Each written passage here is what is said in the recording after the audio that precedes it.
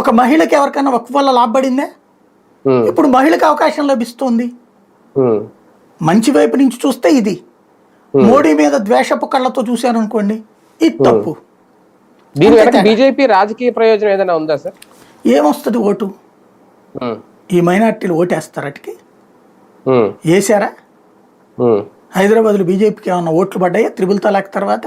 అంతకుముందు కంటే తగ్గినాయిగా. ఏముంది అక్కడ? కాకపోతే వ్యవస్థలు బాగాలేదని వదిలేయకుండా, చెడబట్టింది మాకెందుకులే అని వదిలేయకుండా ప్రతి వ్యవస్థని స్ట్రీమ్ లైన్ చేసుకొస్తుంది అది.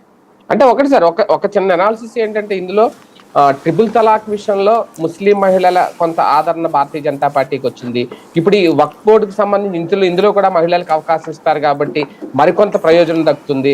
రేపొద్దున్న రేపు 2029 ఎన్నికలకు ముందు మహిళా బిల్లు కూడా ప్రవేశపెడితే అందులో మహిళలకు కూడా రిజర్వేషన్ల ప్రక్రియలోనే అప్పుడు సీట్లు కేటాయింపు కూడా జరిగితే ఆటోమేటిక్ గా అప్పుడు లబ్ధి పొందడం కోసం భారతీయ జనతా పార్టీ ముస్లిం ఓట్లను కూడా తమ వైపు తిప్పుకునే ప్రయత్నాలు ముందు నుంచి మొదలుపెట్టి ఈ ఒక బిల్లు వరకు వచ్చిందా అనేది, ఇది ఎంతవరకు కరెక్ట్ అనుకోవచ్చు? అది కనీసం బీజేపీ వాడు కూడా నమ్మడు. ఎందుకంటే భారతీయ జనతా పార్టీ అంటే విపరీతమైన ద్వేషాన్ని మైనార్టీలో నూరిపోశారు వాళ్ళు. దానికి ఏం చేయాలి? ఇప్పుడు వక్ఫ్ లాంటిదో లేకపోతే త్రిబుల్ తలాక్ లాంటిదో మాకెందుకు వచ్చిన కూడా వాళ్ళు సావేదు చావాలని వదిలేయాలి, అంతే కదా. అట్లా వదిలేస్తే మీరు చెప్పినటువంటి బుజ్జిగింపు రాజకీయం అవుతుంది. కానీ ఆ వ్యవస్థని పరిష్కరిస్తున్నారే, పరిష్కరించినప్పుడు